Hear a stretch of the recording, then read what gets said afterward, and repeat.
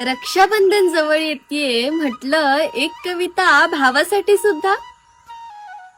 जन्मापासून जुळली जाते नाळ ज्याच्याशी, जन्मापासून जुळली जाते नाळ ज्याच्याशी, भाऊ म्हणजे दुःख झेलणारी ढाल पाठीवरची.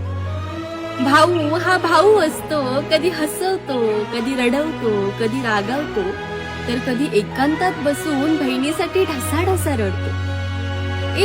जाग तू लग्न करून एकदाची असं म्हणून चिडवतो आणि बहिणीचं लग्न झाल्यावर सर्वात जास्त अश्रू गाळतो तोही भाऊच असतो.